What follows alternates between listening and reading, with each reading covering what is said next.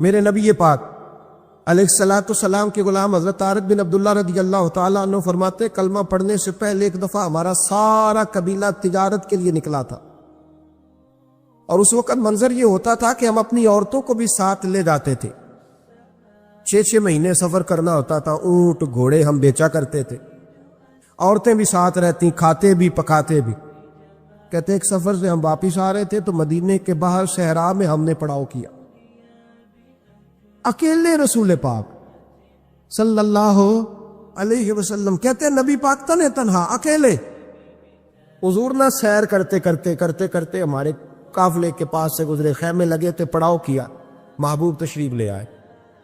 کہتے حضور سید عالم صلی اللہ تعالی وسلم تشریف لائے، کوئی قبیلے میں سے قافلے میں سے حضور کو جانتا نہیں تھا۔ ایک سرخ رنگ کا اونٹ تھا ہمارے سردار کا جو بکنے سے رہ گیا تھا، بڑا خوبصورت۔ کہتے نبی پاک کو پسند آ گیا۔ حضور پوچھنے لگے تم کون ہو؟ کہا جی مسافر ہے۔ کہاں سے آئے ہو؟ فلاں جگہ سے آئے ہیں۔ کس لیے آئے ہو؟ ہم تجارت کی غرض سے نکلے۔ اونٹ بیچو گے؟ بیچنا ہے۔ کتنے کا سودا طے ہوا؟ اس نے کہا اتنے لینے، حضور نے کہا اتنے دینے، بات طے ہو گئی۔ کہتے ہیں لگام حضور نے پکڑی اور فرمانے لگے وہ سامنے میرا شہر ہے جس کا نام مدینہ، وہ میرا شہر ہے، میں ابھی مدینے جاتا ہوں، اپنے غلام کو بھیجتا ہوں اور تمہیں آ کے نہ قیمت دے جاتا ہے۔ محبوب گھوڑے کی لگام تھا، اونٹ کی لگام تھا میں، نکیل تھا میں، اونٹ تھا سرخ رنگ کا۔ حضور لے کے جب نکلے نا، تھوڑا سا چند قدم آگے گئے تو ان میں سے ایک شخص بولا، کہنے لگا سردار آپ سیانے لوگ ہیں، سمجھدار ہیں، اس شخص کا نام پوچھا آپ نے؟ قبیلہ پوچھا ہے؟ ایڈریس کا پتہ ہے؟ پتہ ہے کہاں رہتا ہے؟ اتنا قیمتی اونٹ دے دیا۔ وہ سردار بھی کہنے لگا، سارے کہنے لگے یار ان کی باتوں میں اتنی لذت تھی، ان کے گفتار و رفتار اتنی باوقار تھی، مزیدار تھی کہ ہوش ہی کوئی نہیں رہا۔ بھئی ہم پرانے تاجر ہیں، کبھی اس طرح کا سودا کیا ہی نہیں جس طرح کا آج ہو گیا۔ اوہو واقعی کچھ نہیں یاد رہا، کوئی سمجھ نہیں آئی۔ وہ ابھی نظر آ رہے ایک آدمی، دوڑ کے جاؤ، دوڑ کے، اور جا کر کے نا ان سے کہو بڑی جائز بات ہے، وہ ناراض بھی نہیں ہوں گے۔ ان سے ایک شخص کہو کہ بھئی اونٹ دے جاؤ، پیسے لے آنا اور اپنا مال لے جانا، دوڑ کے جاؤ۔ ایک شخص دوڑنے لگا تو سردار کی بیوی خیمے کے اندر تھی، پردے کے پیچھے سے بولی، کہنے لگی خبردار کوئی پیچھے نہ جائے، اگر پیسے مل گئے تو ٹھیک ہے، نہ ملے تو میں دے دوں، کوئی پیچھے نہ، کوئی نہ جائے پیچھے۔ سردار کہنے لگا تو جانتی ہے؟ کہنے لگی نہیں۔ کہا گارنٹی کیوں دے رہی ہے؟ تو کہنے لگی تم نے ان کا چہرہ نہیں دیکھا؟ تم تو سودے کر رہے تھے، میں پردے کے پیچھے سے دیکھ رہی تھی۔ پیر مہر علی شاہ صاحب کو کسی نے کہا تھا نبی پاک کا حلیہ بیان کرے، بتائے حضور کے کان مبارک کیسے تھے، آنکھیں کیسی تھی، ناک مبارک کیسی تھی، بینی مبارک کیسی تھی۔ تو پیر مہر علی شاہ صاحب کہنے لگے کوئی مثل نہیں ڈولن دی، کہنے لگے مجھ سے نہیں بیان ہوتا حضور کا حلیہ، کوئی مثل نہیں ڈھولن دی، تو چپ کر مہر علی، ایتھے جا نہیں بولن دی، بس کر، تو بیان کر سکتا ہے اتنی طاقت؟ اعلیٰ حضرت نے کہا لم یاتی نذیر کپی ناظرن مثلے تو نشد، پیدا جانا۔ کہا حضور مثال تو تب آپ کی بنے گی نا، کوئی آپ کی طرح کا پیدا تو ہوگا، تبھی مثال بنے گی، تو جب ہوا ہی نہیں تو مثال کیسے بنے گی؟ کہنے لگی کوئی نہ جائے، نہ پیسے آئے تو میں دے دوں گی۔ میں تو پردے کے پیچھے سے دیکھ رہی تھی، ان کے چہرے کا وقار دیکھا، ان کی آنکھوں کی روشنی دیکھی، ان کے لفظوں کا حسن دیکھا۔ تم 50 باتیں کرتے تھے، وہ ایک جواب دیتے، اور گنے چنے لفظ بولتے تھے، ان کی سادگی کا وقار دیکھا۔ جانے دو، نہ پیسے آئے تو میں دوں گی۔ کہتے حضور گئے، تھوڑی دیر کے بعد ایک کالے رنگ کا حبشی غلام آیا، پیسے بھی پکڑے اور اپنی چادر میں نا کھجورے باندھ کے تو پیچھے ڈالی ہوئی، اور دیہاتی لوگ پیچھے نہیں ڈال لیتے، کھجورے ڈال کے پیچھے۔ کہتے ہیں وہ آئے اور ان کی آنے کا انداز بھی بڑا نرالا تھا۔ کہتے ہیں وہ جھومتے جھومتے اللہ کا ذکر کرتے، اللہ الصمد کرتے پہنچ گئے، اور آگے کہنے لگے تم سے میرے نبی نے اونٹ خریدا؟ تم سے؟ کہا ہم سے خریدا ہے۔ کہنے لگے یہ تمہارے پیسے؟ اور پھر چادر کھول کے صحرا پہ بچھا دی، کہنے لگے یہ تمہارے پیسے، اور کھجورے کھاؤ، میرے نبی نے تحفہ بھیجا ہے، کھاؤ، حضور نے تحفہ بھیجا ہے۔ تو وہ سردار کی بیوی اوٹ ہٹا کے کہنے لگی وہ کالے رنگ کے اکشی گلاب انہیں کھجوریں کھلا، اور مجھے اس عزت والی ماں کا نام بتا جس کے گھر میں ایسا لال پیدا ہوا، انہیں کھجوریں کھلا، اور مجھے اس عظمت والے باپ کا نام بتا جس کے گھر میں ایسا پھول کھلا ہے، وہ قبیلہ تو بتا تو صحیح، وہ کون تھے؟ 2 گھڑیاں رکے ہیں پر خوشبوئی پھیل گئی ہے، رنگ ہی بدل گیا، تار کوئی مثل نہ ڈھولن دی، تو چپ کر مہر علی ایتھے جا نہیں بولن دی۔ ایک روایت میری نظر سے گزری، اور کیا ہی انداز ہے امام زرقانی نے لکھی۔ ایک صحابی ہیں حضرت ابو قرصافہ رضی اللہ تعالیٰ عنہ، حضرت ابو قرصافہ رضی اللہ تعالیٰ عنہ فرماتے میں چھوٹا تھا، میری اماں اور میری خالہ مجھے ساتھ لے گئی، میں نے کہا کہاں جانا ہے؟ کہنے لگے آؤ نبی پاک کا کلمہ پڑھنے جانا ہے، پڑھیے درود شریف صلی اللہ، سارے پڑھیے، پھر پڑھیے ایک دفعہ صلی اللہ تعالی علیہ، حضور کا ذکر ہو تو فوراً درود پڑھنا چاہیے۔ نبی کریم علیہ السلام کی بارگاہ میں نا میری خالہ اور میری اماں دونوں مجھے ساتھ لے گئی کلمہ پڑھنے۔ کہتے ہیں جب ہم حضور کی بارگاہ میں پہنچے، کلمہ پڑھا، واپس آئے تو میری اماں اور میری خالہ آپس میں بات کرنے لگیں۔ میری خالہ کہنے لگی تو نے دیکھا ہے ان کا بولنا کتنا مزیدار؟ میری خالہ کہنے لگی تو نے تو وہ دیکھا، لیکن وہ جو غلام آیا تھا اس کے ساتھ ان کا رویہ کتنا پیارا تھا، تو نے دیکھا جب وہ کھانا کھا رہے تھے تو پہلا خیال انہوں نے ہمارا کیا، بار بار وہ ان کا ذکر کرتی، کہتے آپس میں حضور کی شانیں بیان کرتی، میری اماں بھی میری خالہ بھی۔ بالآخر بات لمبی ہو گئی تو میری اماں بولی، کہنے لگی بس کر، ہم کتنی عظمتیں بیان کریں گے، مجھے تو 3 باتیں سمجھ میں آئی ہیں۔ کتنی؟ 3 باتیں مجھے سمجھ میں آئی ہیں۔ کہا وہ کیا؟ تو کہنے لگی ما رأینا مثل ھذا الرجل احسن وجھا ولا القى ثوبا ولا البنا کلاما۔ کہنے لگی مجھے تو 3 باتیں سمجھ میں آئی ہیں کہ نہ اتنا خوبصورت چہرے والا کوئی شخص دیکھا ہے، اور نہ اتنے صاف کپڑوں والا کو دیکھا ہے، اور نہ ہی اتنی میٹھی بولی بولنے والا کوئی دیکھا ہے۔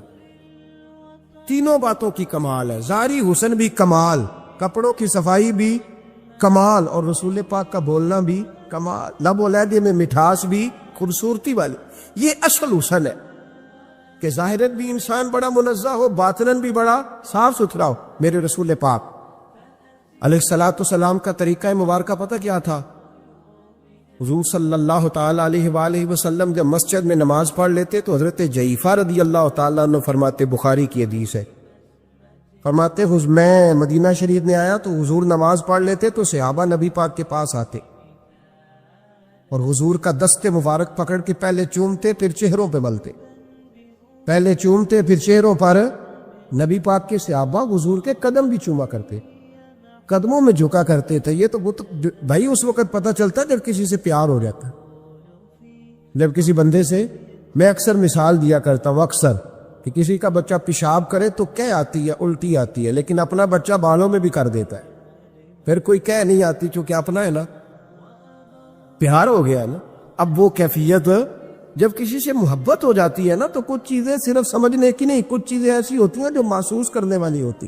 اس نے کہا تھا عشق ایک ڈھونگ ہے، میں نے کہا تجھے عشق ہو خدا کرے، پھر کوئی تجھے اس سے جدا کرے، تو اسے تسبیحوں پہ پڑھا کرے، تو اسی کا نام جپا کرے، تو گلی گلی پھرا کرے، پھر میں کہوں کہ عشق ایک ڈھونگ ہے اور تو نہیں کہا کر، پھر میں کہوں کہ عشق ایک ڈھونگ ہے اور تو، اس نے کہا تھا عشق ایک ڈھونگ ہے تو میں نے کہا تجھے عشق ہو خدا کرے۔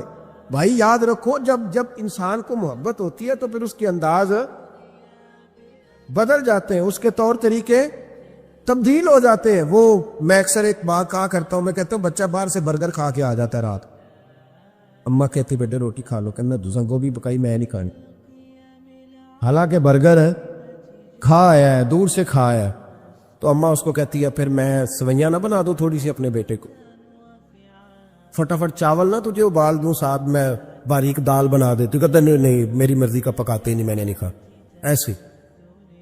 اب ابا جو ہے نا، ابا وہ اماں کو سمجھا رہا، کہتا چھڈ پرا بھوک لگے گی تھی آپ ہی کھا لے گا، تو نہ ایڈی ٹینشن ہے ایمی پہ تینوں ستاندہ ہے۔ اماں کیا کہتی ہے؟ کہتی نہیں مجھے نیند نہیں آ، کہ کھائے گا تو سکون آئے گا۔ اب اس کو آپ لاکھوں دلیلیں دیں کہ سیانا بیان ہے، بچہ نہیں ہے، 22 سال کا ہے، 24 سال کا، چھوڑ تو کیا کر رہی ہے؟ لیکن اماں کو کوئی سمجھا سکتا؟ کیوں نہیں سمجھا سکتا کہ اسے اپنے بیٹے سے پیار بڑھا؟ وہ کیا کرے، وہ مجبور ہے، اس کے دل کی کیفیت اس طرح کی ہے کہ کوئی دنیا کی طاقت اسے سمجھا سکتی؟ سوال ہی نہیں پیدا ہوتا کوئی اسے سمجھا سکے، یہ ممکن کیسے ہو، کیسے سکتا ہے؟ یہ محبت ہے۔ میرے رسول پاک علیہ السلام کے صحابی حضرت جعفہ فرماتے میں حضور کی بارگاہ میں آیا تو صحابہ کیا کرتے، نبی پاک کا دست مبارک پکڑتے، پہلے چومتے پھر چہرے پہ ملتے، بخاری ہے۔ فرماتے میں نے کہا یہ کیا کر رہے ہیں؟ پھر اچانک میرا بھی دل کیا ذرا کر کے تو دیکھو، کچھ چیزیں چکھنے پہ پتہ لگتا ہے کتنی مزیدار ہے۔ کہتے میں بھی قریب گیا، حضور کے دست مبارک میں نے ہاتھ ڈالا، فرماتے ہاتھ پکڑا ہی تھا کہ نبی پاک کا ہاتھ برف سے بھی زیادہ ٹھنڈا۔ فرماتے پھر میں نے پکڑ کے چہرے پہ ملا تو کستوری سے زیادہ خوشبو آ رہی تھی دست مبارک۔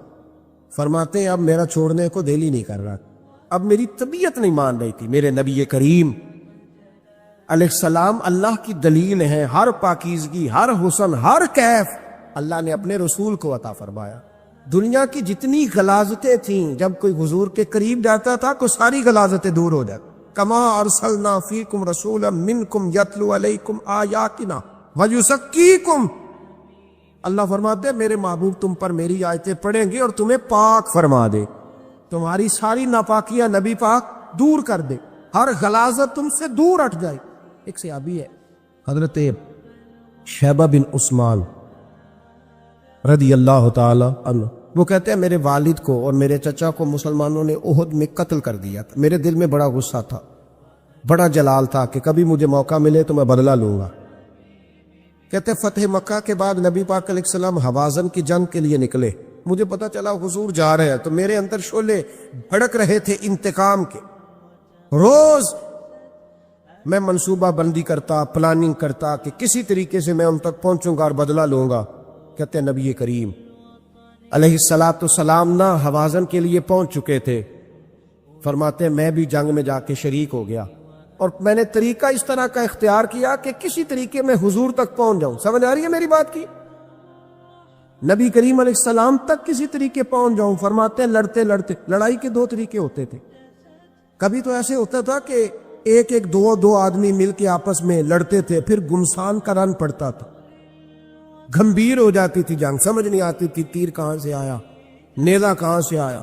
فرماتے جب گمسان کا رن پڑا نا، مجھے موقع مل گیا، میں حضور کے قریب پہنچ گیا۔ حضرت شیبہ بن عثمان رضی اللہ تعالیٰ عنہ کہتے جب میں پہنچ گیا تو میں نے دیکھا کہ اب حضور کے قریب لوگ نہیں ہیں۔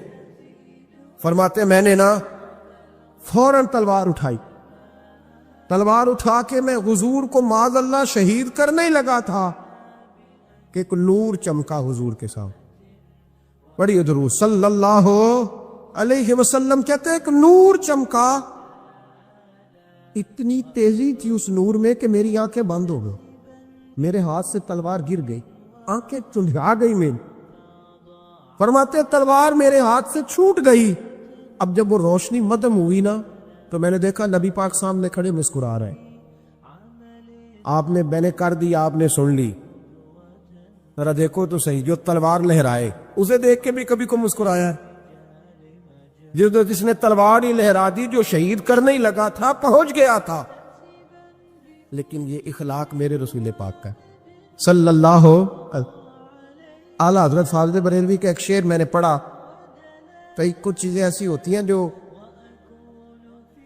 بس وہ آتی تو سامنے ہیں لیکن وہ اتنا لطف دے جاتی ہیں کہ ٹھنڈا ہو جاتا ہے مزاج۔ رات کو میں شعر پڑھ رہا تھا اعلیٰ حضرت کا فاضل بریلوی رحمت، اور میں نے شعر پڑھا تو مجھے اچھا لگا سنانا۔ ایک دوست کو میں نے فون کیا، میں نے کہا یار ذرا شعر تو سن لے، یہ پہلی دفعہ نظر سے گزرا ہے، ابھی سیدھا سادہ لیکن روح تک اتر گیا۔ اعلیٰ حضرت فرمانے لگے نبی پاک کے بارے میں، فرمانے لگے سیدھی سیدھی روش پر کروڑوں درود، سیدھی سیدھی روش پر بالکل سیدھی ہے حضور کی باتیں، کسی پیچیدگی کی ضرورت نہیں۔ کہنے لگے سیدھی سیدھی روش پر کروڑوں درود، سادی سادی طبیعت پہ لاکھوں سلام، لاکھوں سلام میرے نبی کریم صلی اللہ علیہ وسلم مجھے دیکھ کے مسکرائے اور فرمایا جب حضور مسکرائے تو میں نبی کریم علیہ الصلوۃ والسلام کو دیکھ کے حیران ہوا کہ میں نے تلوار تانی تھی اور حضور نے مسکرانا شروع کیا.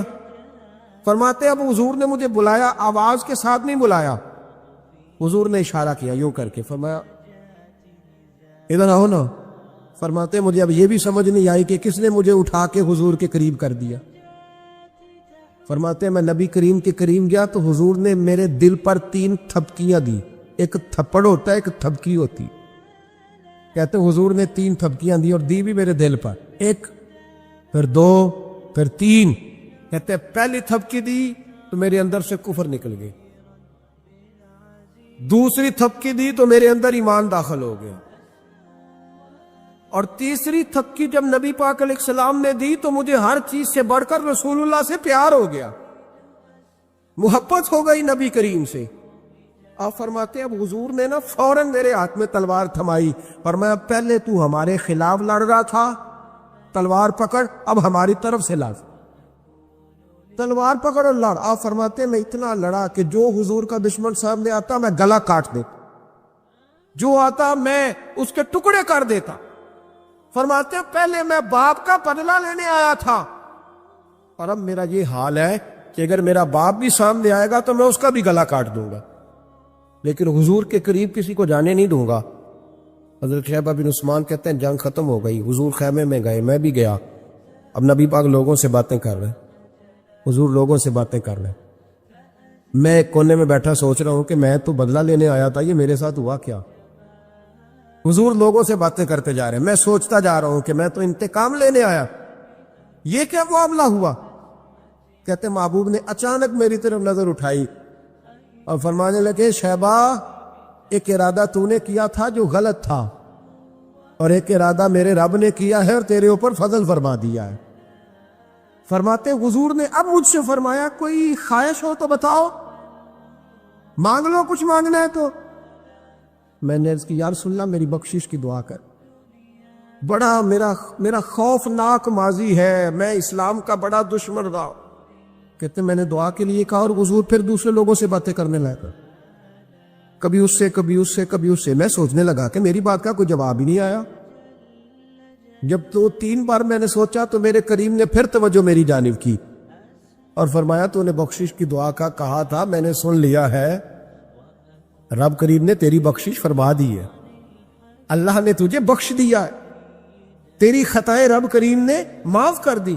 نبی پاک کے دست مبارک کی برکت میں آپ کو سینکڑوں لوگ دکھاتا ہوں، سینکڑوں لوگ، بڑے دعوے سے کہہ رہا ہوں، 2 4 5 نہیں، سینکڑوں لوگ.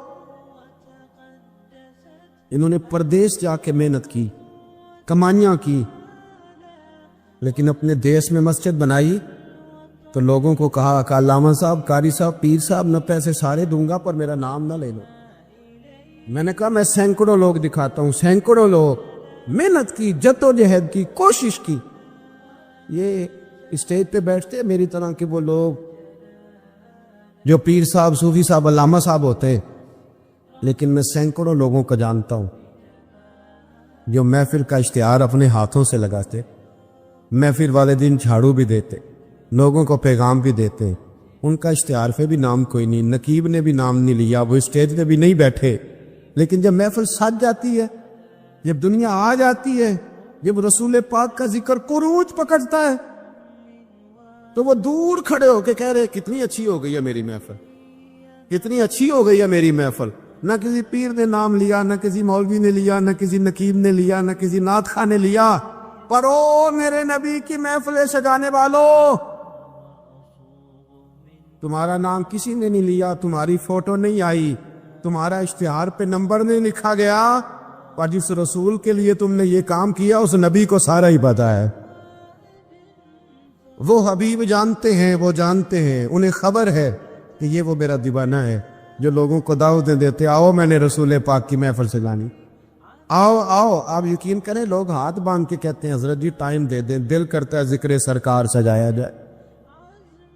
میرے بھائی یاد رکھو، فروغ محبت کی بات کرو، پیغام محبت کی بات کرو، محبت کی بولی بولو، محبت کا تذکرہ کرو، لوگوں کی اچھائیوں کا ذکر کرو، خوبیوں کا بیان کرو. چھوڑو نفرتیں، چھوڑو عداوتیں، آؤ واپس لوٹ آئیں بخاری مسلم پڑھو.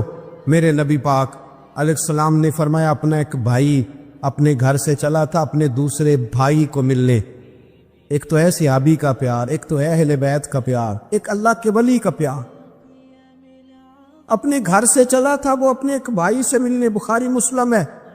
حضور فرماتے ہیں کہ رستے میں اسے فرشتہ ملا انسانی شکل میں. لوگ تو روز سفر کرتے ہیں پر فرشتے نہیں آتے. اللہ نے فرشتہ بھیجا انسانی شکل میں. کدھر جا رہے ہو میاں؟ کہنے لگا اپنے بھائی سے ملنے جا رہا ہوں. کہا اس کا تیرے اوپر کوئی احسان ہے؟ اس نے کہا نہیں. تو کیوں ملنے جا رہے ہو؟ سننا ہو یارو, یہ میری بات نہیں, یہ مدینے والے رسول کی زبان اطہر سے نکلا ہے. فرمایا کہاں جا رہے ہو؟ اس نے کہا میں جا رہا ہوں بھائی سے ملنے. کوئی احسان ہے؟ کوئی نہیں. کوئی لین دین کا معاملہ ہے؟ کوئی نہیں. کیوں ملنے جا رہے ہو؟ کیوں؟ وہ کہنے لگا اس لیے ملنے جا رہا ہوں کہ وہ بھی اللہ کا حضر ہے. میں رب کا بندہ سمجھ کے, اللہ کا بندہ سمجھ, میں کہتا ہوں او پیران عظام, تم نے اگر دھوکے کی پگڑیاں باندھی اور تم نے اگر فراڈ کے جبے پہنے, تم نے اگر جھوٹ کے پلندے باندھے تو وہ تمہارا معاملہ ہے, لیکن جو تمہیں رب کا بندہ سمجھ کے ملنے آئے گا وہ اجر حاصل کر لے گا, وہ اللہ کی بارگاہ سے نواز دیا جائے گا. وہ تو اللہ کا بندہ سمجھ کے آیا نا, اسے تو نہیں پتا جبے کے نیچے کیا ہے, اسے نہیں پتا بڑی پگڑی کے نیچے کیا ہے. مدینے والے محبوب فرمانے لگے وہ فرشتہ آیا اور آ کر کے اس سے کہنے لگا اللہ کی رضا کے لیے ملنے جا رہے. اس نے کہا ہاں. کہنے لگا سنو پھر میں انسان نہیں, میں فرشتہ ہوں, مجھے رب نے بھیجا ہے.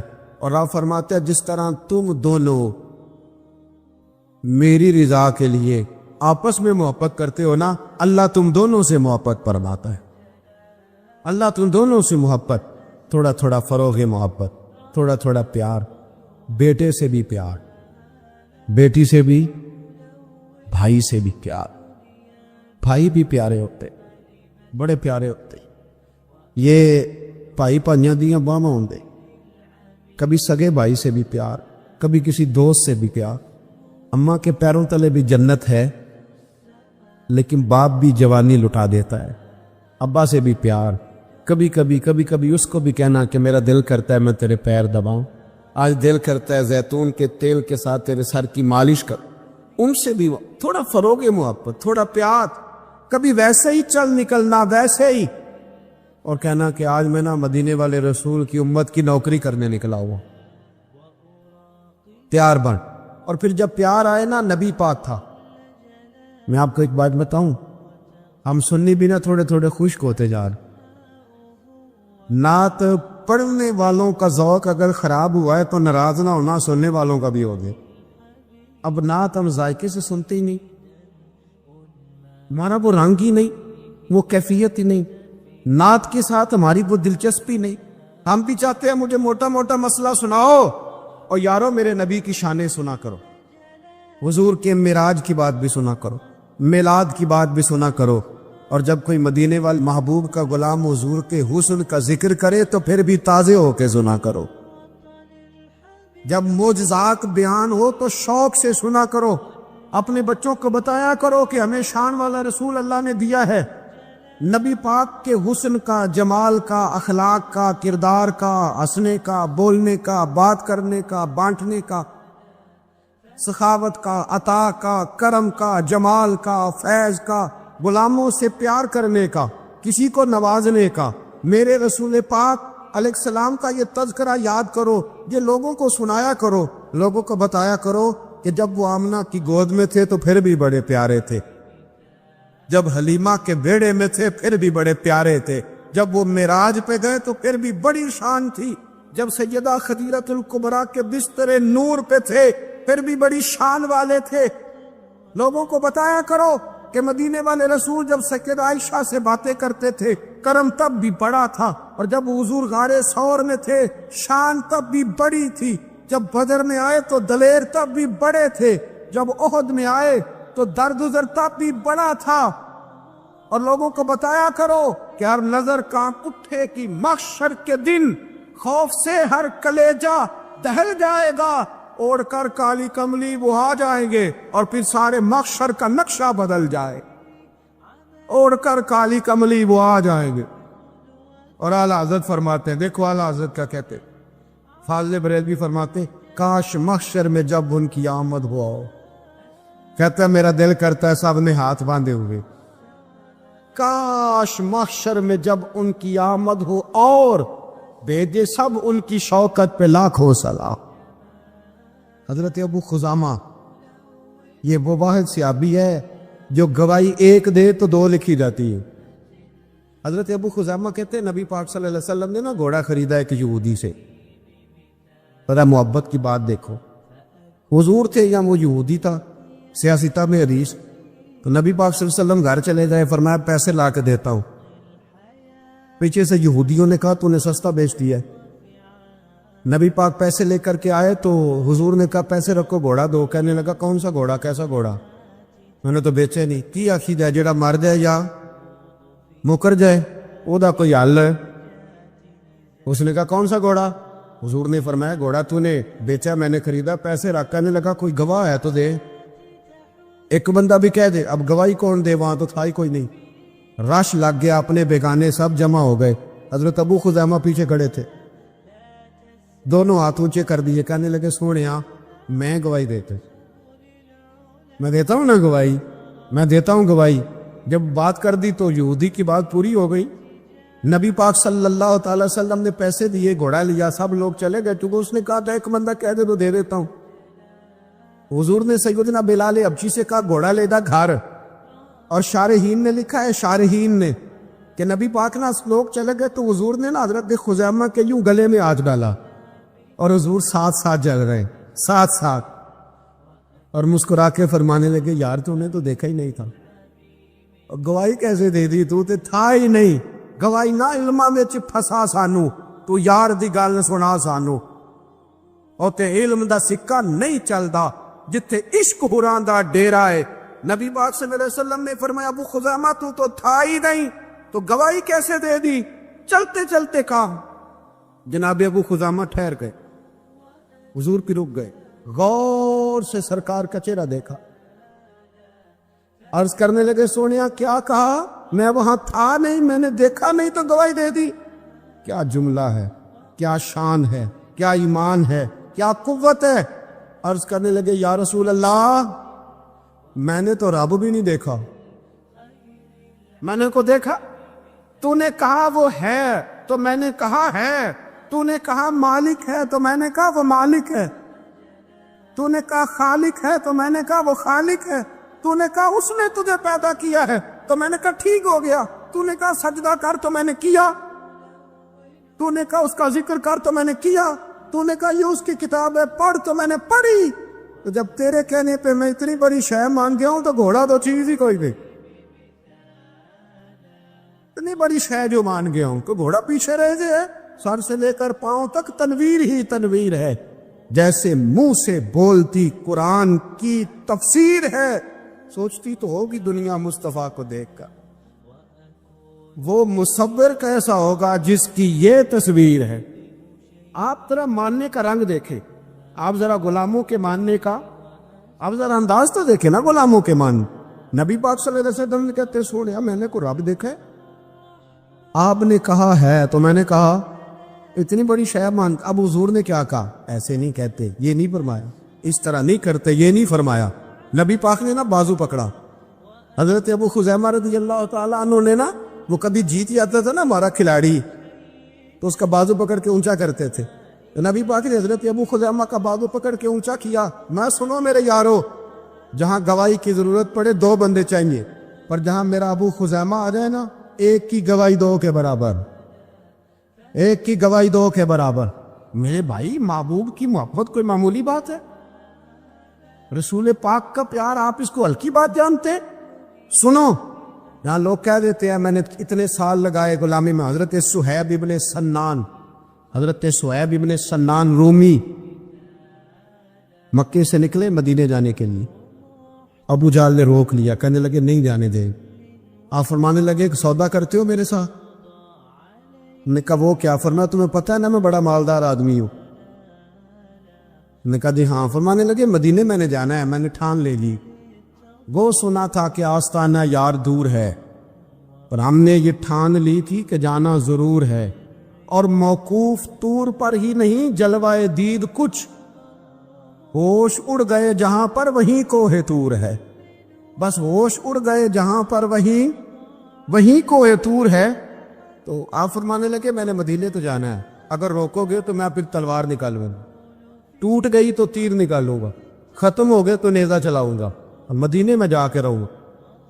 جنوں ویکھ کے ٹھر دیاں اکھیاں نے، جنوں ویکھ کے ٹھر دا سینہ ہے، ربا تیری ساری ودائی چ ایک ہی تے شہر مدینہ ہے، اور میں جانا میں نے ضرور ہے، یہ پاک ہے، سودا کر لو۔ ابو جہل کہنے لگا جی کیا سودا؟ آپ فرمانے لگے تو پتہ ہے نا میرے پاس بڑا مال ہے،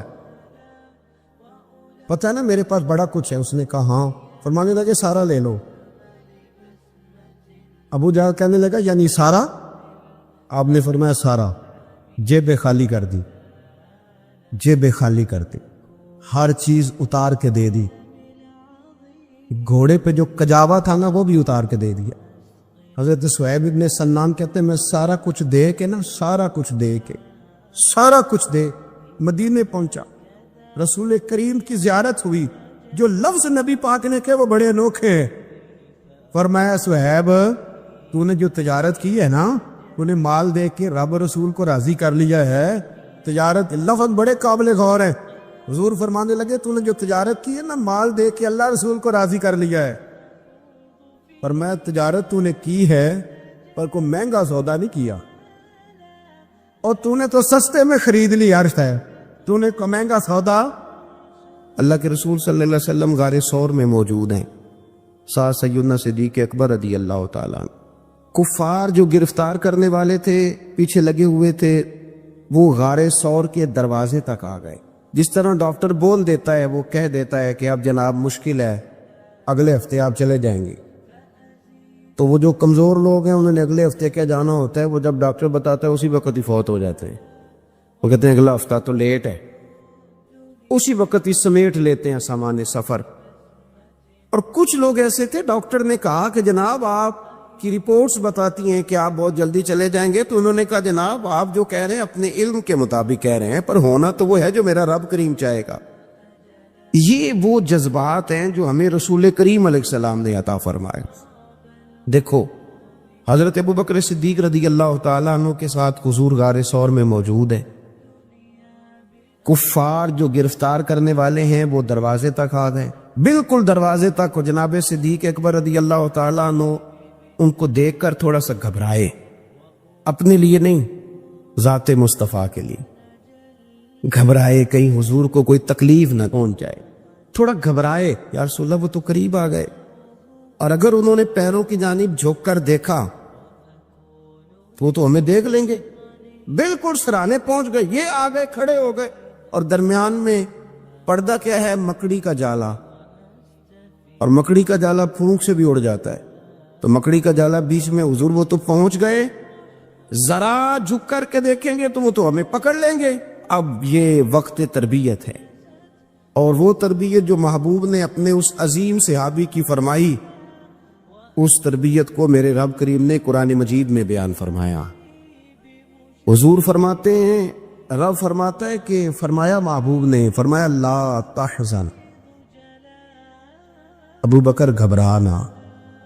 یہ ایک موقع ہوتا ہے جب انسان کو گھیر لیتی ہیں مشکلات چاروں جانب سے، اور جو بھی آتا ہے وہ اسے مایوس ہی کرتا ہے، لیکن حالات کے سہمے ہوئے لوگوں کو بتا دو حالات بدل جاتے ہیں، ایک جیسے نہیں رہتے۔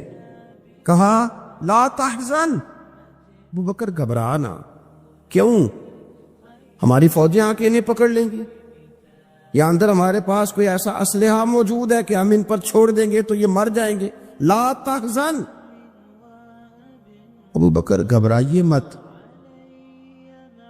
کیوں نہ گھبرائیے؟ اس لیے کہ ان اللہ معنا، بے شک اللہ ہمارے ساتھ ہے۔ جن کے ساتھ رب ہو انہیں گھبرانا نہیں چاہیے۔ انہیں گھبرانا، یہ جو مسلح کی قوت ہوتی ہے، یہ دعا کی طاقت ہوتی ہے، دعا صلاح المومن، یہ جو قوت ہوتی ہے انسان کے پاس، یہ جو اس کے پاس ہتھیار ہوتا ہے کہ آج رات منا لوں گا میرا رب کرم فرما دے گا، یہ جو اس کے پاس قوت ہوتی ہے یہ اسے کمزور نہیں پڑنے دیتی۔ اسے طاقتور رکھتی. تو حضور نے افکار کے اندر یہ حسن پیدا کیا، لوگوں کو بتلایا کہ بجائے اس کے کہ تم کوئی چور رستہ تلاش کرو، کوئی سیاست کرنے کی کوشش کرو، تم کوئی ایسی راہ اختیار کرو جو تمہیں محسوس ہو کہ درست نہیں ہے، اس رستے نہ چلو، بلکہ تم اپنے رب کو منانے والے رستے پہ چلو. اور ترمذی شریف میں حدیث ہے، حضرت انس بن مالک رضی اللہ تعالیٰ عنہ فرمانے لگے کہ کریم محبوب علیہ السلام فرماتے ہیں کہ اپنے دکھڑے دنیا داروں کو نہ بتانا، سیٹھوں، نوابوں، چودھریوں چاولوسی کرنے کی ضرورت کوئی نہیں. اپنے دکھڑے دنیا داروں کو نہ بتانا ورنہ اللہ تمہیں کبھی غنی نہیں فرمائے گا. فرمایا اپنے دکھ اپنے رب کریم کی بارگاہ میں عرض کرنا، جلدی یا دیر سے اللہ تمہیں لوگوں سے بے نیاز کر دے گا. تربیت فرمائی. ہم لوگوں نے تیزی سے اپنے آپ کو کمزور کیا ہے. توجہ کا مرکز دنیا دار. وہ اکبر الہآبادی نے کہا تھا کہ مصیبت میں بھی اب یاد خدا ہم کو نہیں آتی، دعا منہ سے نہ نکلی، جیبوں سے عرضیاں نکلی. اب بنا لوگ درخواستیں جمع کراتے ہیں، دعائیں نہیں کرتے. تو بھائی ایک تو یہ کہ توحید باری تعالیٰ کے بارے میں اصل نظریات، افکار کا حسن، پاکیزگی، اور آپ کا اپنے رب کی جانب پورا توجہ کرنا. ہمارے ہاں اب تو خیر کرامتیں فیس بک پہ آتی ہیں اور لوگ اس کا سوال بھی بڑا تگڑا کر کے کرتے ہیں. اور جو بچے چھوٹے موٹے ہماری طرح طالب علم ہوتے ہیں، کچھ کتابیں پڑھنے والے دین کے، وہ کئی دفعہ الجھ جاتے ہیں کہ اب اس کو ٹیلی کیسے کریں، ساتھ کیسے جوڑیں. ایسی کرامتیں اور کرامت بیان کرنا بھی لوگوں نے ذمہ داری سمجھ لیا ہے. حالانکہ جڑے محرم راز حقیقت دے وہ تے راز حقیقت کھول دے ہی نہیں. اے جنہ ویکھیا نہیں وہ کرن گلاں، جنہ ویکھ لیا ہو تے بول دے ہی نہیں. تو بات ہی نہیں کرتے. تو کرامت نا جوڑ جاڑ کے نا کہیں فٹ کی جاتی ہے. آپ کو بخاری مسلم میں حدیث ملے گی، کوئی بھی ایسی اوہام پرستی، کوئی بھی ایسا نظریہ، کوئی بھی ایسی بات جو ذہن کو منتشر کرے. یعنی ابھی تک لوگ کہہ دیتے ہیں ہمارے کہ وہ کالی بلی رستہ کاٹ گئی تھی. تو معاملہ بڑا، میں ملتان شریف پہنچا تو مجھے وہاں ایک میرے سنگی کہنے لگے، بڑا پرانا ان سے ربط ہے، کہنے لگے کہ میں نے آج نہ تجربہ کیا ہے، ویسے واقعی کالی بلی رستہ کاٹی ہے تو مشکل ہو گئی ہے. میں نے انہیں کہا کہ آپ کا تجربہ سجدہ صاحب کا محتاج ہے، آپ کو دوبارہ سے تجربہ کرنا چاہیے. خدا کے بندے، کالی بلی رستہ کاٹ جائے تو مشکل ہوتی ہے، تو میرا تو سارے رستے، کئی کالی گاڑیاں رستہ کاٹ گئی ہوں، اب کیا کیا جائے. یہ کمزوری ہے. افکار میں کمزوری نہیں پیدا کریں، کچا پن نہ پیدا کریں، آپ مضبوطی لائیں. بخاری مسلم میں آپ کو حدیث ملے گی، سرور کائنات علیہ السلام کے صاحبزادے جناب ابراہیم علیہ السلام وصال فرما گئے، اور کیفیت یہ تھی کہ انہوں نے حضور کی مقدس گود میں آخری سانس لیا. داڑھی مبارک محبوب کی آنسوؤں سے بھر گئی. حضرت انس کہتے ہیں عرض کی یا رسول اللہ آپ بھی آنسو بہاتے ہیں؟ فرمایا میرا بیٹا گیا ہے تو آنسو نکل آئے ہیں، ورنہ میری زبان پہ وہی جاری ہے جس سے میرا رب راضی ہوتا ہے. اسی دن نا، جس دن سرکار کے صاحبزادے کا وصال ہوا، اسی دن سورج کو گرہن ہو گیا. کچھ لوگوں نے بات جوڑ دی، کہنے لگے کہ آج چونکہ حضور سید عالم علیہ السلام کے صاحبزادے کا وصال ہو گیا تو آج دیکھو سورج کو بھی گرہن ہو گیا. بات جوڑ دی. غم کی کیفیت تھی، سرکار کی مقدس داڑھی آنسوؤں سے بھری ہوئی تھی، حالات کا تقاضا اور اس کی سمت کچھ اور تھی. حضور نے جمعے کا انتظار نہیں فرمایا، فرمایا بلاؤ لوگوں کو مسجد میں. لوگ جمع ہو گئے اور صحابہ فرماتے ہیں ہمارے خیال میں یہ تھا کہ یہ موقع نہیں تھا. آج نہ جہاد کے لیے کو حکم آنا ہے، کس مقصد کے لیے حضور نے طلب فرمایا، لیکن جب ہم گئے اتنا ضروری کام ہے نظریات کا صاف ہونا. اللہ کے محبوب نے لوگوں کو اسی دن بلا کے فرمایا لوگوں سنو، سورج اور چاند کو جب گرہن لگے تو استغفار پڑھا کرو، تسبیحات کیا کرو، نوافل ادا کیا کرو، اللہ کے حضور حاضر ہوا کرو. فرمایا یہ سورج اور چاند کو جب گرہن لگے تو یہ اللہ کی نشانیوں میں سے نشانی ہوتا ہے. کسی بندے کے دنیا سے جانے کا اس کے ساتھ کوئی تعلق نہیں. تم نے اپنے ذہن کو ٹھیک رکھنا، افکار کو ٹھیک رکھنا، کسی بھی قسم کی تم نے اوہام پرستی کا شکار نہیں ہو۔ مضبوط رہیں، مضبوط رہیں، اٹھ باندھ کمر کیوں ڈرتا ہے، پھر دیکھو خدا کیا کرتا ہے۔ آپ مضبوط رہیں، جب مضبوط رہیں گے تو انشاءاللہ توانائی اللہ کی طرف سے عطا کر دی جائے گی۔ دوسری بات، نبی پاک صلی اللہ تعالی علیہ وسلم نے تمام انبیاء کرام علیہم السلام کے بارے میں لوگوں کے ذہنوں کی اصلاح کی۔ آپ کبھی قرآن حکیم کا مطالعہ فرمائیں، احادیث مبارکہ کو پڑھیں تو میرے محبوب کریم کی شان یہ ہے کہ حضور انبیاء کی شانیں بیان کرتے ہیں۔ حضرت موسیٰ کلیم اللہ ہیں، کس نے ہمیں بتایا؟ قرآن و حدیث نے بتایا۔ شانیں بیان کی نبیوں کی، عظمتیں بیان کی۔ حضرت ابراہیم خلیل اللہ ہے، یہ ہمیں قرآن نے بتایا، حضور نے بتایا، لیکن ساتھ ہمیں یہ بھی بتایا کہ ہیں یہ اللہ کے بندے، ہیں یہ اللہ کے رسول۔ نبی پاک صلی اللہ تعالی علیہ وسلم نے افکار اور نظریات انبیاء کے بارے میں لوگوں کے درست فرمائے۔ مجموع الزوائد میں حضرت مولا علی شیر خدا رضی اللہ تعالیٰ عنہ کی حدیث مروی ہے، ایک بدو آ گیا حضور کی بارگاہ میں کچھ مانگنے کے لیے۔ مولا کائنات رضی اللہ تعالیٰ عنہ فرماتے، سرکار جب کسی بات کا جواب نہ دینا چاہتے تھے تو خاموش ہو جاتے تھے، کچھ دیر خاموش رہتے تھے۔ اور حضور کا خاموش رہنا بھی ہمارے محدثین نے محفوظ کیا ہے۔ اقسام حدیث میں سے ایک حدیث ہے جسے حدیث تقریری کہا جاتا ہے، وہ حدیث ہے جس میں حضور خاموش رہے، کوئی کام کیا گیا تو سرکار خاموش رہے۔ حضرت مولا علی کہتے ہیں حضور خاموش ہو گئے، لیکن چونکہ دیہاتی تھا، سادہ تھا، اس نے جب بار بار گفتگو چھیڑنا چاہی تو پھر حضور نے فرمایا چل پھر مانگ لے، کیا مانگتا ہے، مانگ لے پھر کیا مانگتا ہے، کر سوال۔ دیہاتی تھا، سادہ آدمی تھا۔ مولا کائنات فرماتے ہیں ہمیں یوں لگا کہ اب یہ آخرت اپنی سوار جائے گا، جنت کا سوال کرے گا، لیکن بڑا ہی سادہ تھا۔ مانگنے پہ بھی آیا تو کیا مانگا؟ کہنے لگا یا رسول اللہ صلی اللہ علیہ وسلم، میں نے سفر کرنا ہے، مجھے ایک اونٹنی عطا کر دیتے۔ حضرت سلطان باہو سے کسی نے کہا کہ بڑے لوگ مرید ہوتے ہیں، تو فرمانے لگے رب دا طالب کوئی نہیں ملیا، جو ملیا طالب زرد آؤ۔ تو بہت سارے لوگ ایسے آتے ہیں جو کامل شیخ کے پاس بھی آ کے کہتے ہیں دکان کوئی نہیں چلتی، یہ تو کسی سیٹ سے مشورہ کر لیتے، کاروبار چلانے کا آپ کو ڈھنگ بتا دیتا۔ یہ یہاں آ کے بھی آپ نے یہی سوال کیا، یہاں پہنچ کے بھی یہی سوال۔ تو نبی پاک صلی اللہ تعالی علیہ وسلم سے کہنے لگا ایک اونٹ دے دیں آنے جانے کے لیے۔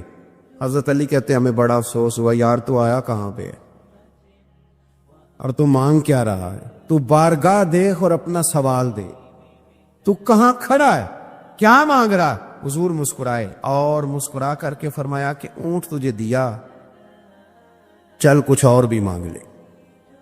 حضرت علی کہتے ہیں ہم نے کہا اب جنت مانگے گا یہ حضور سے؟ تو بڑا ہی بولا تھا، کہنے لگا جی اگر آپ کچھ اور بھی دینا چاہتے ہیں تو اونٹ پہ ڈالنے کے لیے کجاوا بھی دے دیں۔ تو حضرت مولا علی شیر خدا فرماتے ہیں ہمیں پھر بڑا افسوس ہوا کہ یار دیکھو اتنا چانس ملا ہے پھر کھو دیا ہے۔ رسول کریم علیہ السلام بھی مسکرائے، اور سرور کائنات کی جو مسکراہٹ ہوتی تھی وہ خوشیاں تقسیم کرتی تھی۔ اعلیٰ حضرت رحمت اللہ علیہ فرماتے ہیں جس کی تسکین سے روتے ہوئے ہنس پر، جس کی تسکین سے روتے۔ اب یہاں سوال پیدا ہوتا تھا کہ پھر اس مسکراہٹ کے لیے تو انتظار کرنا پڑتا ہوگا کہ حضور مسکرائیں تو روتے ہوئے ہنسیں، تو اگلا شعر بھی ہے اور جواب بھی ہے۔ فرمانے لگے جس کی تسکین سے روتے ہوئے ہنس پڑیں، اس تبسم کی عادت پہ لاکھوں سلام۔ یہ تو عادت ہے حضور کی، یہ تو عادت ہے مسکراتے رہنا۔ تو حضور بھی زیر لب مسکرائے۔ تیسری دفعہ میرے کریم نے پھر فرمایا چل مانگ لے کچھ، تجھے ایک چانس اور دیتے ہیں۔ پر مولا کائنات فرماتے ہیں بڑا ہی بھولا تھا، تیسرا چانس ملا، گویا گولڈن چانس ملا، لیکن پھر بھی وہیں کا وہیں رہ گیا۔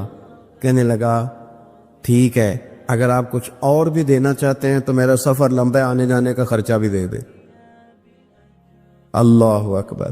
اب حضور عقائد کی بابت بتانے لگے کہ رسالت کے بارے میں، محبوب کے بارے میں عقیدہ کیسا ہونا چاہیے. تو حضور علیہ السلام فرمانے لگے تجھ سے تو وہ بنی اسرائیل کی بڑھیا ہی اچھی تھی. یا رسول اللہ صلی اللہ علیہ وسلم کون سی؟ تو حضور فرمانے لگے جناب موسیٰ علیہ السلام کو حکم ہوا ہجرت کریں تو آپ جانے لگے. تو پھر ارشاد خداوندی ہوا کہ جہاں حضرت یوسف علیہ السلام مدفون ہے، آپ کا مزار پر انوار ہے، اگر آپ کو جانا ہے تو پھر ان کے تابوت کو بھی آپ نکال کر کے ساتھ لے جائیں. حضرت سیدنا موسیٰ علیہ السلام نے لوگوں سے پوچھا تمہیں پتہ ہے جناب یوسف کا مزار کہاں ہے؟ کسی کو نہیں پتا. ایک بوڑھی اماں ہے ضعیف العمر، اس کو خبر ہے. حضرت موسیٰ علیہ السلام نے اس سے کہا اماں تو بتائے گی کہ حضرت یوسف کا مزار کہاں ہے؟ تو کہنے لگی بتاؤں گی پر مفت نہیں بتاؤں گی. یہ حضور بیان کر رہے، بتاؤں گی پر فری میں نہیں بتاؤں گی. میں نا مفت تھوڑی بتاؤں گی. فرمایا چل تو اپنی قیمت بتا بتانے کی. تو کہنے لگی میں اس شرط پہ جناب یوسف کے مزار کا پتہ بتاؤں گی کہ آپ مجھے جنت میں وہ والا گھر دیں گے جس کے پڑوسی جناب موسیٰ علیہ السلام ہو. آپ کے پڑوس میں گھر چاہیے. تجھ سے تجھی کو مانگ کے میں نے مانگ لی ساری کائنات. وہ والا مکان چاہیے جس کے پڑوسی آپ ہوں. تو حضرت موسیٰ کلیم فرمانے لگے اماں چل جنت مانگ، تو نبیوں کے قریب مکان مانگ رہی ہے، وہ تو بڑا اونچا درجہ ہوگا، تو بڑی دور پہنچ گئی، اتنی بڑی سوسائٹی میں پلاٹ مانگ لیے، وہاں پہنچ گئی. تو بوڑھی کہنے لگی ٹھیک ہے پھر اگر یہ معاملہ ہے تو پھر ختم ہو گئی بات. اگر آپ نہیں بتاتے تو چاہے میں بھی نہیں پتہ بتاتی. یا وہ اڑ گئی، ٹھہر گئی. اور اڑی بھی کس طرح؟ یہ بھی میرے اللہ کی توفیق. میری طلب بھی تو تیرے کرم کا صدقہ ہے، میری طلب بھی تو تیرے کرم کا صدقہ ہے. یہ پاؤں اٹھتے نہیں بلکہ یہ اٹھائے جاتے ہیں. تو وہ کہنے لگی میں نہیں پھر بتاتی، آپ کسی اور سے پوچھ لیں. جناب موسیٰ خاموش ہوئے تو ارشاد خداوندی ہوا کلیم اپنے پڑوس میں مکان دینے کا وعدہ آپ کر لیں اور مکان انہیں میں عطا کر دوں گا. تو حضور سید عالم صلی اللہ تعالی علیہ وسلم نے اس بدو کی موجودگی میں تربیت فرمائی صحابہ کی. یہ چیزیں بھی حضور نے عطا فرمائی. امت کو درس دیا ایک وقت 24 گھنٹوں میں ایسا لایا کر اس میں تو اپنے رب کو دکھڑے سنائے، اس میں تو دعائیں مانگے، اس میں تو عرض و نیاز کرے، اس میں تو اپنے گناہوں کی معافی چاہے. اعلیٰ حضرت کے والد گرامی سے کسی نے پوچھا مولانا نقی علی خان صاحب سے کہ حضرت جی فرعون 500 سال ہی حکومت کر گیا، 500 سال ہی حکومت کر گیا، اللہ کا مقابلہ کرنے والا پکا کافر بے ایمان. تو آپ فرمانے لگے ملا رومی کی وہ کتاب پڑھو مثنوی، جس میں انہوں نے لکھا ہے کہ جب ساری دنیا سو جاتی تھی تو فرعون اٹھ کے مصلے پہ بیٹھتا تھا، کہتا تھا یا اللہ معاف کر دے، رب تو ہی ہے، گنہگار بڑا ہوں پر مہربانی کر. روز معافیاں مانگتا تھا تو رب کریم کی قدرت نے مہلت دی کہ روز توبہ کرتا ہے، چلو ایک دن سچی بھی کاری جائے تو اچھا ہے. اللہ نے مہلت دی. اور میرے بھائی اگر تو روز رات مصلے پہ بیٹھے تو تجھے مہلت ملے، عذاب نہ آئے. اگر تو اپنے رب کے ساتھ تنہائی کرے تو اللہ تجھے مہلت دے، سزا نہ دے. لیکن ہم یہ وقت نکالتے ہی نہیں. اللہ کے ساتھ میت کا ہمارا مزاج ہی نہیں. ترمذی شریف میں نبی پاک علیہ السلام نے فرمایا ہے دنیا داروں کو دکھڑے نہ سنایا کر، مالداروں کے سامنے رونے نہ رویا کر. یہ تجھے کیا دے سکتے؟ تو اٹھ کے جائے گا تو کہیں گے محنت کرتا نہیں، روز مانگنے آ جاتا ہے. دنیا داروں کو دکھڑے نہ سنا، اور میں دکھ سنا تو اپنے رب کو سنا، اللہ والوں کو سنا، اللہ کے نبی کو سنا. اس سے مراد یہ سارے کہا دکھڑے اپنے رب کو سنا. اگر تو اپنے رب کو دکھڑے سنائے گا تو تھوڑی دیر ضرور ہوگی، لیکن ایک دن ایسا ضرور آئے گا. میرے مصطفیٰ کریم فرماتے ہیں رب تجھے دنیا سے بے نیاز کر کے مالا مال فرما دے گا. دھوکے کا مزاج نہ بنا، کینچی لے کے نہ گھوم کے کیسے جیب کاٹ سکتی. اللہ کو دکھڑے سنا.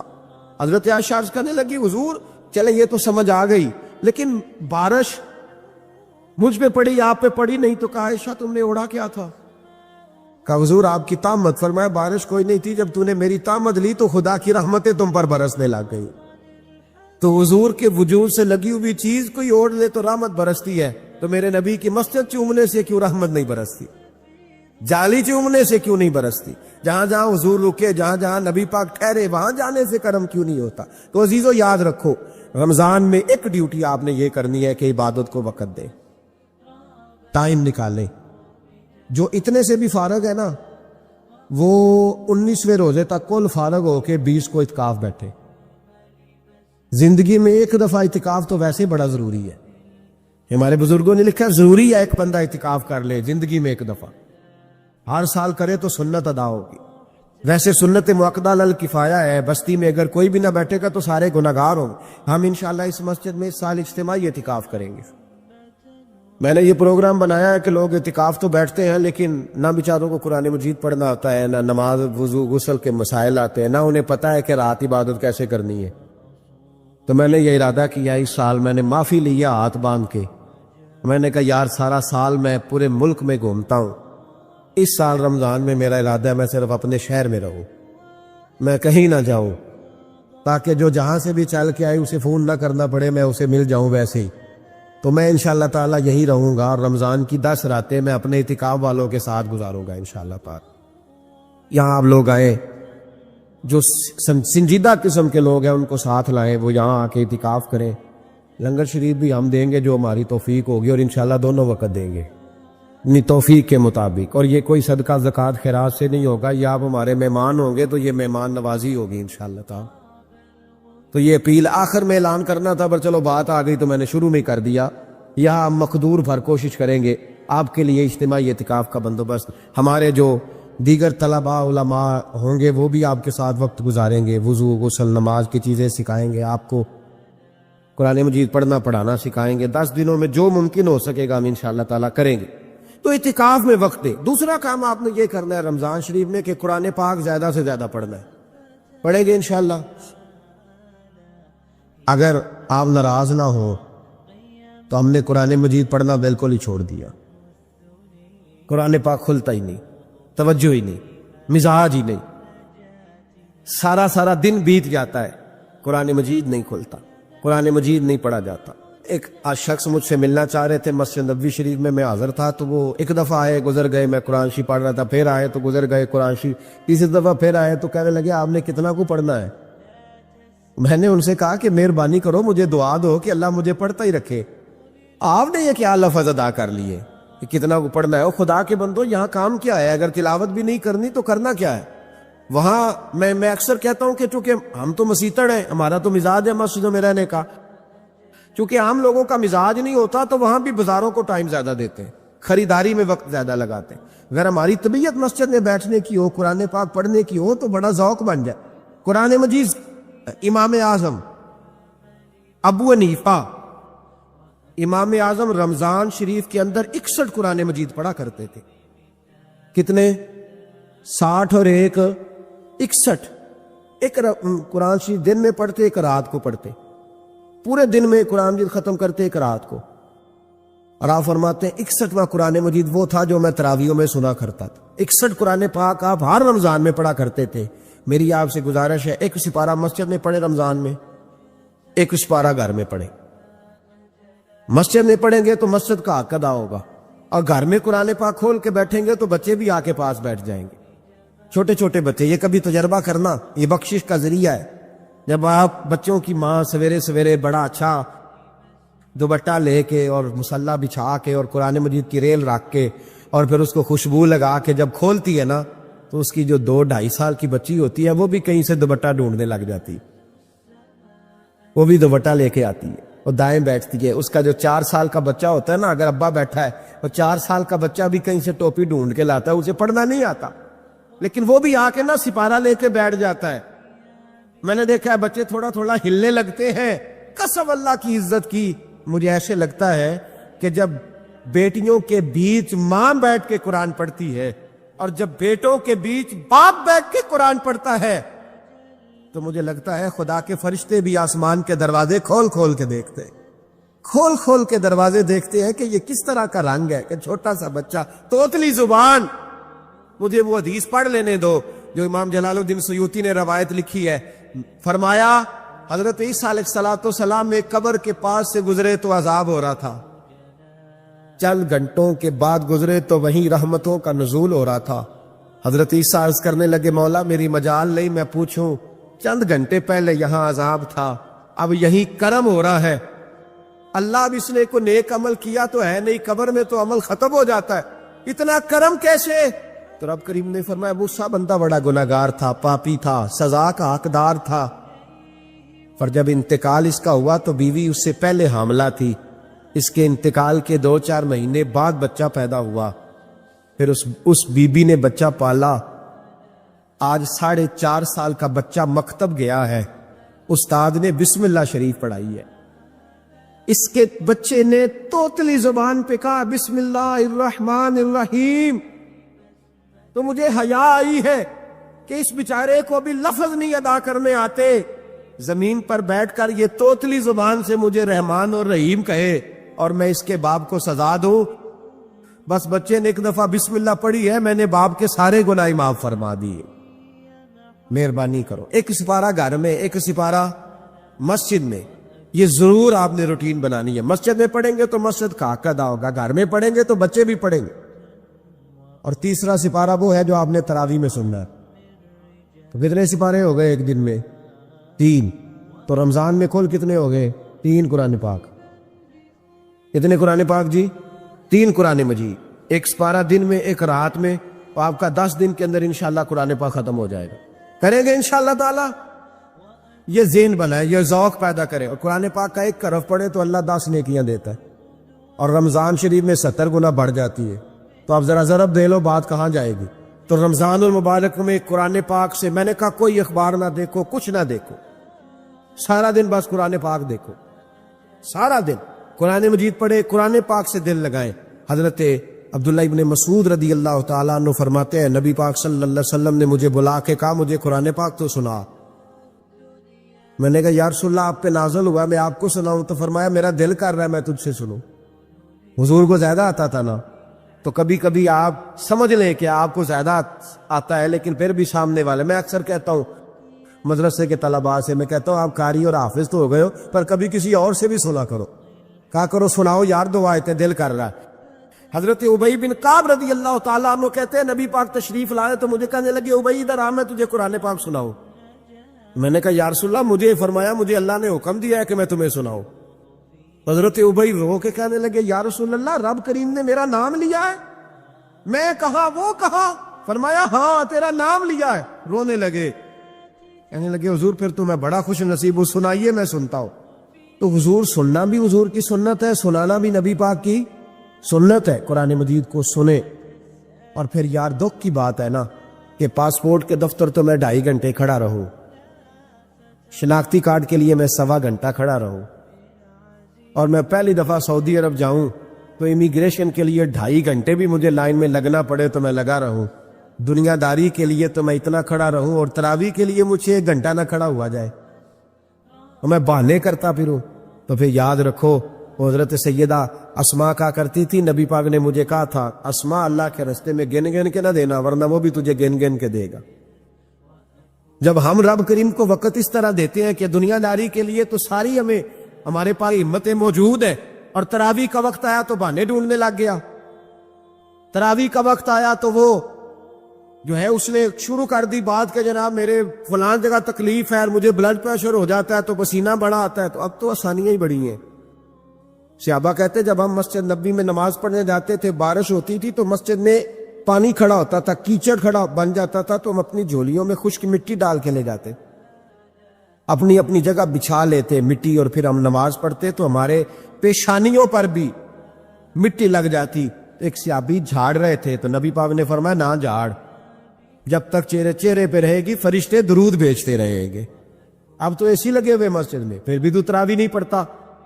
تو ایک تو عبادت کو ٹائم دے، دوسرا قرآن مجید زیادہ سے زیادہ پڑھے، رمضان میں زیادہ سے زیادہ پڑھے، مسجدوں میں ٹائم دے۔ مجھے دکھ ہوتا ہے جب رمضان میں بھی نماز کے بعد مسجد کو تالا لگتا ہے۔ اگر ہم سارے آئیں مسجدوں میں، ہم رمضان شریف کے اندر وقت دیں، جس کے پاس ٹائم ہو وہ آ کے بیٹھ جائے، قرآن مجید کھول لے، تو میرا خیال ہے کہ مسجدیں بھی ہمیں دعا دیں گی کہ دیکھو ہر وقت انہوں نے میرے اندر تلاوت کی۔ ایک اور بات بھی عرض کرنی ہے، یہ مجھے کہا گیا ہے، میری اپنی طرف سے نہیں، یہ مجھے रुका दिया गया है। कह दूं पक्के नमाजी नाराज तो नहीं हो जाएंगे? जो पक्के नमाजी हैं मस्जिदों के, वो मेरे साथ वादा करें, नाराज तो नहीं हो जाएंगे? नहीं तुसी नहीं बोल दे, तुसा हो जाना। पक्के बोल दे नहीं पे, पक्के घूर देने पे। पक्के नमाजी, ये पक्के नमाजियों से बात, नाराज तो नहीं हो जाएंगे? ये बोल के बताए, इंशाल्लाह कहे। कच्चे नमाजियों को शिकवा है कि पक्के नमाजी रमजान में हमें घूरते हैं, और रुखे दिए मुझे उन्होंने। कहते पक्के नमाजी, कहते फसली बटेरे आ गए ने। ये ज्यादती है, ये जुल्म है। आप पक्के नमाजी हैं तो मेहरबानी करें, आप वो जो आपने साफ अलाट कराई है ना अपने नाम पक्की, इथे मैं भाई ना रो, तू किथों आ गया, ये छोड़ दें आप, मेहरबानी करें। ये अल्लाह का घर है, ये किसी के नाम रजिस्ट्री हो सकती। जो आया है ना बेचारा, चलो कभी कभी सही, मेहरबानी करें उसको टाइम दे, बैठने दे, कुछ नहीं होने लगा। और जब वो आए ना तो दुआ करें, जब उसको देखें तो कहीं या अल्लाह ये आया है तो हमेशा आता ही रहे, उसको दुआ दे मेहरबान। बच्चे शिकवा करते हैं, कहते हैं पक्के नमाजी सांस नहीं लेने देते मस्जिद में। और एक बात और, ये हजरत अली का कौल है, इसको दिल की तख्ती पे लिख लेना। दिल की तख्ती पे शेर खुदा की शेरों जैसी बातें। हजरत मौला अली शेर खुदा फरमाया करते थे, वो नेकी करने वाला अच्छा नहीं जो नेकी करके अकड़ जाता है और दूसरों को गुनाहगार समझता है, वो नेकोकार अच्छा नहीं। फरमाया करते थे, इससे वो गुनाहगार अच्छा है जो गुनाह करके कम से कम शर्मिंदा तो होता है ना। फरमाते हैं जो गुनाह करके शर्मिंदा हो वो ज्यादा अच्छा है उससे जो नेकी करके अकड़ जाए। तो थोड़ी सी नेकी करके, परहेजगारी करके सारी दुनिया को गुनाहगार समझने लग जाना, ये तो बुत पैदा कर लिया तूने अपने अंदर। इस बुत को तोड़ दे। पता नहीं कौन कब आए और अल्लाह का वली बन जाए। कोई आया लेके चला गया, कोई उम्र भर भी ना पा सका।